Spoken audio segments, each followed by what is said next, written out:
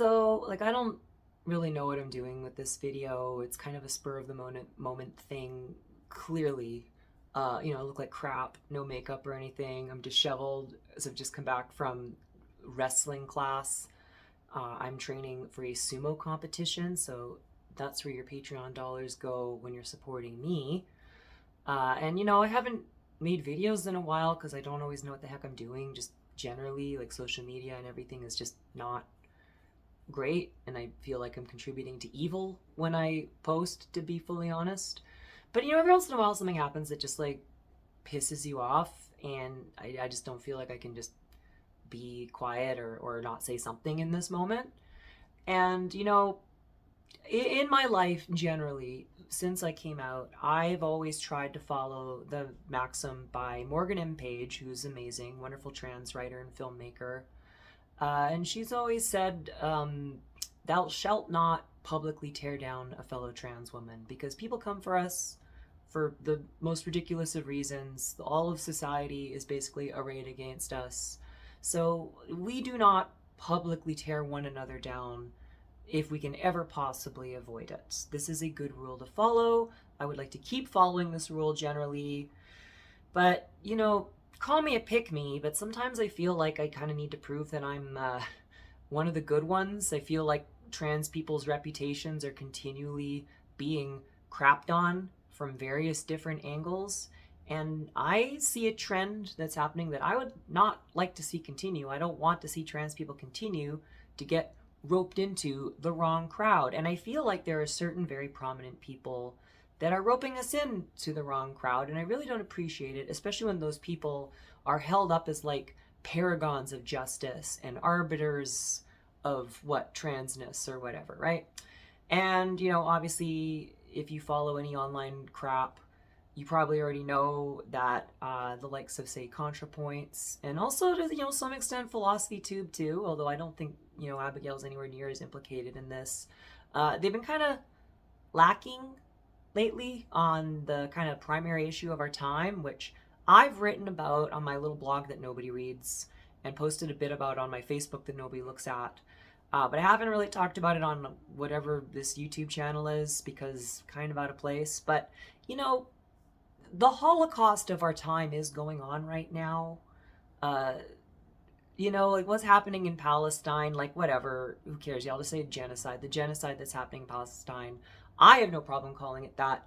The evil robot that runs everything might punish me for saying the truth, but whatever. Fine. The genocide that's going on in Palestine is the Holocaust of our time, and the most prominent voices, supposedly, of our community, say the trans community, the leftists, the online left community, not only have they just generally not said anything about it, but when they do, it's been like exactly the wrong thing, the thing you really shouldn't be saying if you actually give a crap about justice and preventing genocides and ending genocides and being a good person and not like evil. Like Natalie Contrapoints, she's really stepped in it. That's what she does. It's in her name. It's always been her tactic. She says something controversial. It gets people pissed off at her. That gets double the eyeballs on her. And then she rakes in the money. Rinse, repeat. That's what she's done since 2016, 2017. And whatever. Get that bag, I guess. But like, she's finally come out and on her Reddit, she like posted this long, lengthy, self-centered diatribe that I'm not about to pull up. I'm not going to be going and quoting her or whatever. I can't be bothered. This is like the anti-ContraPoints video, I guess, and that like I look like crap, there's no planning, and I'm just going with it. Whatever, who cares? The point is that she just kind of made a statement about Gaza that's really just all about her. It's all about my feelings. It's all about like Zionist feelings too, talking about how like, oh, if you post about the genocide or fight against the genocide, then you're like what, alienating these people. You're really concerned about people's kind of fake concerns of what, that they are going to be genocided in turn if you try to stop this genocide.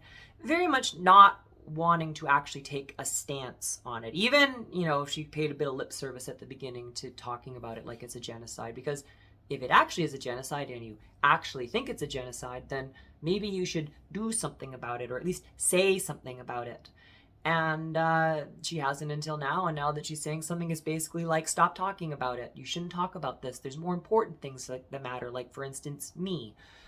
And like, it's a pattern that I think I've seen generally in a lot of people who are like in this sphere of being, they're successful, they're celebrities, they get to make things on YouTube, and people love them and adore them and give them literally tens of thousands of dollars every month.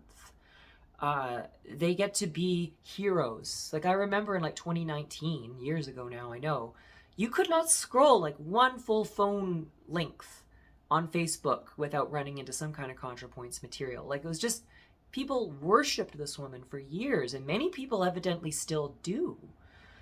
Despite the fact that she, one, barely makes anything, and like, hey, guilty as charged. I don't always release things very frequently. I got my own stuff I'm doing. I don't know what she's doing, but she sure makes a whole lot more money than I do to do basically nothing. So, okay. But then when she does something, again, she's saying something just completely off base and terrible for somebody who's supposedly a philosopher and also supposedly cares about justice and is some kind of voice for leftism, apparently. This one issue, again, the Holocaust of our time, hundreds of thousands of people are dead. Like, official numbers, they'll say things like 60,000, which is already horrible and inexcusable.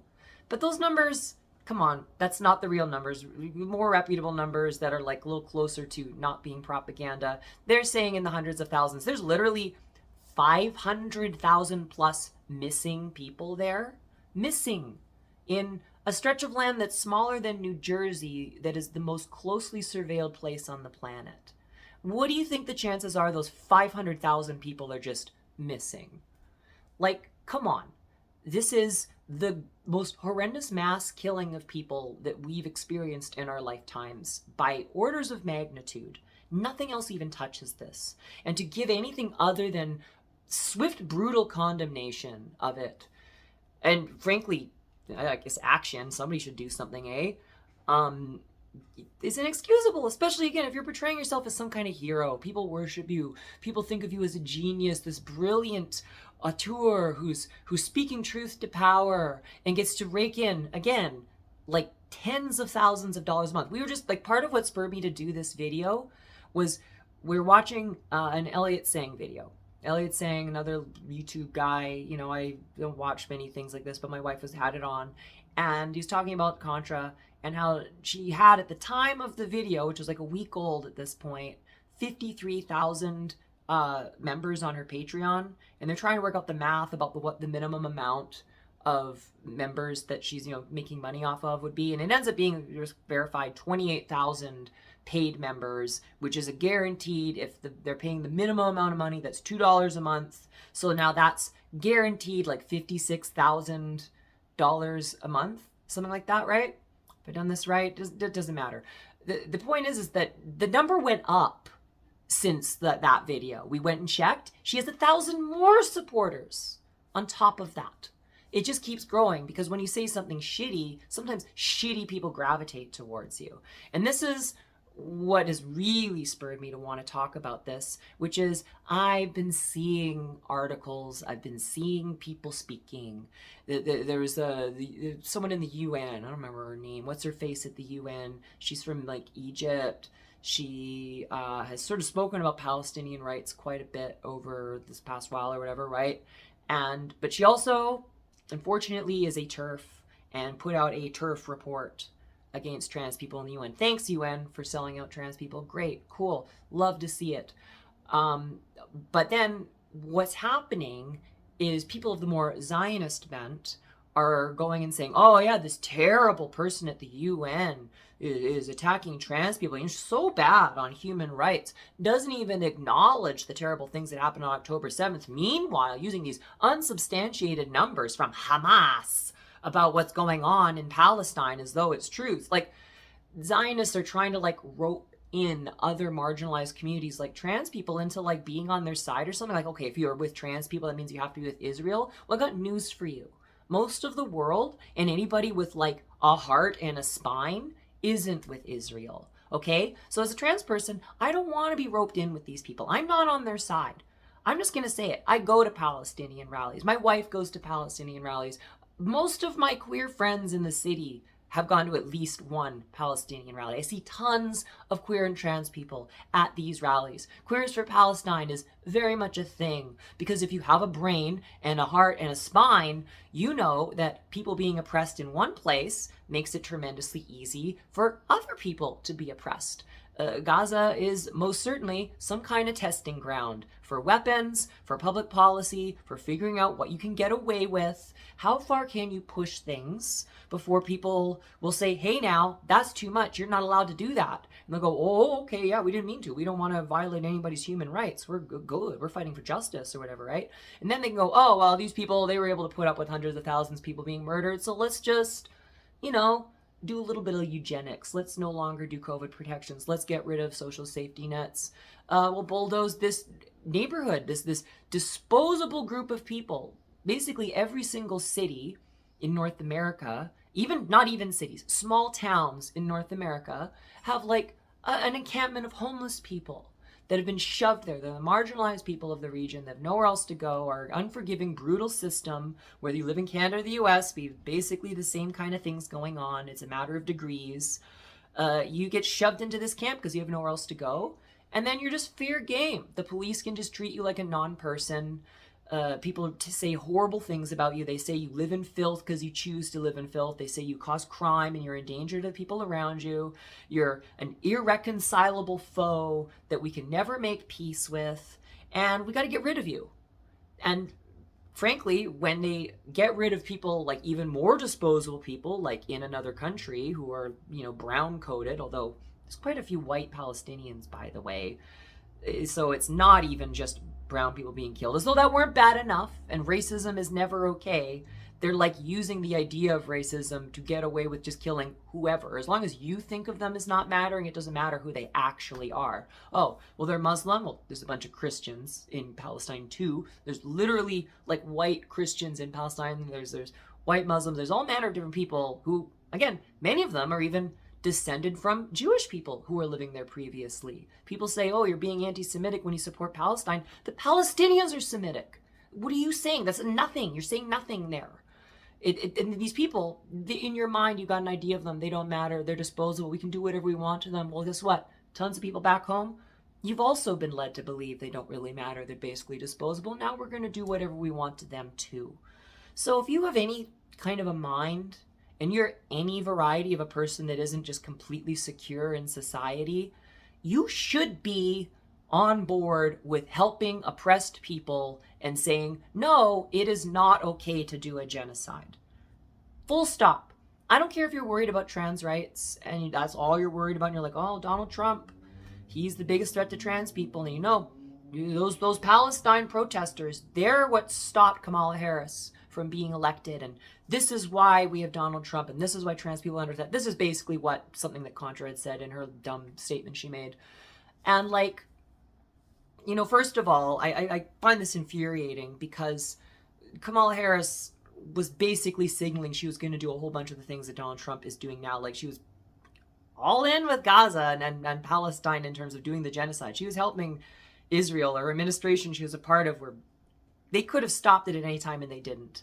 And she wouldn't make any motion on the campaign of indicating that she would actually stop the genocide. She was going to do business as usual. She was going to do exactly what Donald Trump is doing regarding Israel. That was going to stay the same. Borders, they were also moving to say they were going to criminalize people and, deport millions of people or whatever. They were also doing that stuff. So when you're, say, a trans person and you say, oh, if only we'd gotten Kamala Harris, then everything would be fine. No, everything would be fine for you. Kind of, because if you're poor or whatever, then, screw you. You can become homeless because your rent's going to keep on going up or whatever. But you're going to get to keep your health care. Maybe. Not that they were doing a whole lot about that at the state level either. And, oh, don't worry, on your federal documents, you'll get to keep your gender marker. Great, cool. These things matter. I get it. They're kind of life or death for a lot of trans people. And it's just nice to know that your government, doesn't hate you and you're like a full accepted member of the society you live in. But fuck you if you're fine with you having what you want, but we're going to just screw those other people. We'll just do a genocide to them. We'll just deport them or whatever. They don't matter. No, I don't want my gender marker and my health care to come at the expense of other people. Yes, I want those things. I demand those things from my government. If my government wants me to be an actual full member of society, then it needs to treat me like one. And if they want me to, like, I don't know, participate and follow laws and do the things that a person in society does, then yeah, you need to treat me like a human being. But don't make me say, do it to Julia. Don't make me scream with the rat on the cage in my face and it's going to come and eat my face if I don't tell them to do it to my girlfriend in 1984. Don't make me do that. I'm not going to say, yeah, you should go harm somebody else instead of me. Fuck you. And fuck you, Natalie. You get to just be rich, raking like $60,000, $100,000 a month to just do basically nothing, and then you get to just say, you know, every once in a while some statement that's basically just self-centered and is completely anti-human and like not standing up for people who need our help. And then you get even more supporters for that because there's a legion of horrible Zionists that are willing to support people that are supporting their terrible project. It's infuriating. And I guess I'll kind of close with this is, you know, for years, I'm gonna be real here, I felt bad about myself for years because like I didn't become one of these people. There was a bit of a trajectory in a time in like 2017 where my comics were doing well. I was starting up YouTube stuff. I thought, oh, I could be like some kind of internet celebrity person, maybe, right? That'd be cool. And I saw Contrapoints rising to popularity and stuff like that. And I was like, oh yeah, sure, that could be me. And I kind of tried to do that. And there's a number of decisions I made in my life that made it so that did not happen. And for years, I really felt bad about that. I've been beating myself up, feeling like a failure, feeling like I don't know what, squandered an opportunity or whatever. But the truth is, like, these people, they are like in the position they're in because of certain qualities they have. People who have money, people who are successful, the system is selected for that kind of person. People often go like, oh, you know, I don't understand, why don't these billionaires help people?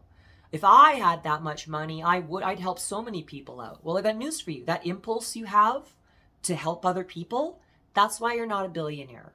You've got to suck in order to be a billionaire. Rich people always seem to be greedy because it's greedy people who tend to become rich. Celebrities tend to be kind of fake because it requires a kind of fake person to craft a publicly palatable image that appeals to many people. And this is basically the system selecting for survival of the shittiest or whatever, right? So when you see these people on YouTube or you see a scandal come out about this or that celebrity, whether an online celebrity or a Hollywood celebrity, just know like, yeah, of course that person sucks. They all suck. You don't get to be in that position if you're not willing to screw people over. And like, yeah, you know what? I'm going to be a petty bitch. Contra loves being petty. I can be petty too. Let's be petty in this moment. Many years ago, almost 10 years ago at this point, I had a crummy little podcast that I did where I talked to trans artists. And I invited Contra on early on in her career. She was just starting to rise to prominence. And I thought, oh, that's great. I'd love to talk to this person. She's a dynamo. And yet she said yes, she was interested in coming on. Until she found out a little bit about who I was, the kind of people I rolled with. I was in the kind of social justice comic sphere, trans stuff.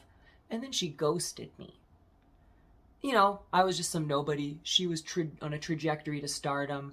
Of course she'd snub me, right? Of course she doesn't care about me. And like, you know, I've tried not to be too petty about that over the years. I kind of got it. But like, that's just it. People like that, she never fucking cared about anybody. She doesn't care about you and me. She doesn't even care about trans rights. Contra cares about Contra. Celebrities care about themselves. That's why they're celebrities. Part of the decision making that I made over the years to not be like these people, like I'm not going to try and like cover for whatever shortcomings I might have. I think I've had many missteps and many failures in my life and many regrets that I genuinely carry.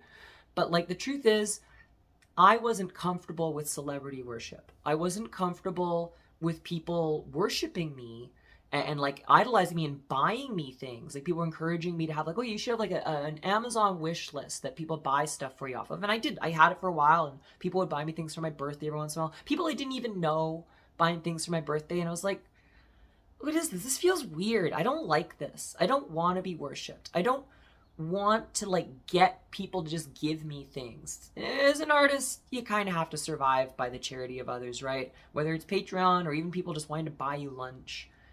It's part of it. It's what happens. But like, I just wasn't comfortable going down this route of like parasocial celebrity worship and everything being about me, me, me, me, my personal brand, merch with my face on it.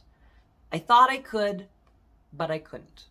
And so if you're somebody, you're trying to do the online thing, you're trying to be an artist, and you're feeling bad because you're not succeeding, I'm not going to say you shouldn't try to succeed. I'm not going to say you shouldn't aim for your goals and your desires and your ambitions or whatever. But don't beat yourself up about it, because the truth is these people, they're popular and they're successful because they kind of suck, and because you have to suck in order to be in that position. You have to be willing to take things and make everything about you and putting yourself above maybe even your ideals. Breadtube, they never stood for anything. They never really believed in anything other than themselves, their own personal brand, and their celebrity. It was all about them. The fancy dresses, the costume changes, the sets, the lighting, all of it. It's about me, me, me, me. It's not about the thing. And if you actually care about something and you want to do something real in this world, I don't know, I'm not saying again you should just fail because that makes you authentic or something like that, but like, don't feel bad if you're not a celebrity. Don't feel bad if people don't worship you. The people that do the most important work in the world, nobody knows who they are. The most important things I've ever done in my life, I've never talked about publicly. The people I've most been able to help are just people I know interpersonally. Maybe they're a friend, maybe there's someone I know in passing. It's a one-to-one interaction, and that can mean the world to somebody. Yes, it's wonderful to reach many people over the internet. It's wonderful to be able to broadcast your message far and wide. But ultimately, like, that stuff, that's not what really matters. What matters is actually giving a shit about other people and helping them in deep, meaningful ways when you can. And if you don't get anything out of it, that's fine. Whatever.